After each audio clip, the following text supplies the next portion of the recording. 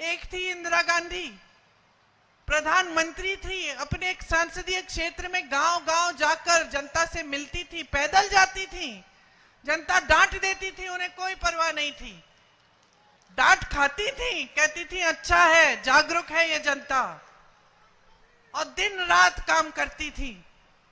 शहीद हुई तो शायद आपको मालूम नहीं होगा, जब शहीद हुई तो मेरे पिताजी को उनके कमरे में एक पर्चे पे लिखा मिला कि अगर मुझे कुछ हो जाएगा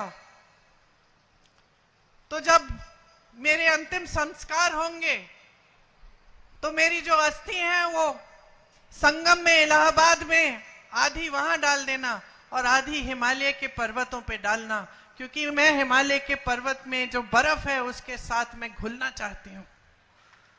एक ये विचारधारा कि ये देश है मेरा, ये देश की धरती है, मुझे इस देश की धरती में घोल डालो।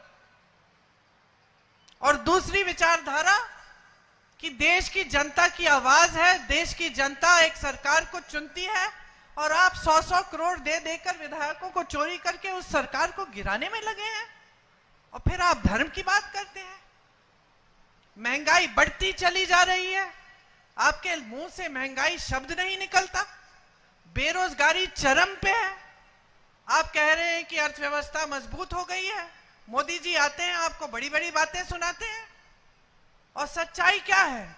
सच्चाई यह है कि आज देश में 70 करोड़ लोग बेरोजगार हैं। सच्चाई यह है कि आज का नौजवान शिक्षित है, कि गरीब से गरीब परिवार आज चाहता है कि पहले मेरे बच्चे की पढ़ाई पूरी होनी चाहिए, वो उसके लिए मेहनत करता है, खून पसीना बहाता है, कर्ज लेता है, कुछ भी करता है।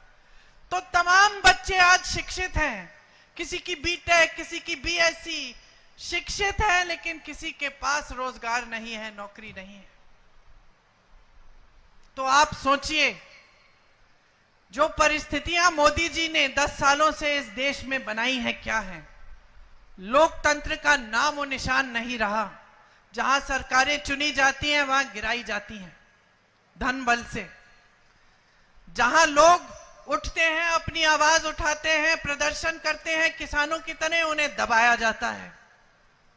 नौजवानों की यह परिस्थिति हो गई है कि कोई किसी को रोजगार मिलने की आशा भी नहीं है। अग्निवीर जैसी स्कीम लाते हैं, अग्निवीर जैसी स्कीम जिससे बच्चा सेना में जाएगा, देश की रखवाली करने के लिए 4 साल बाद घर आके फिर से बेरोजगार हो जाएगा।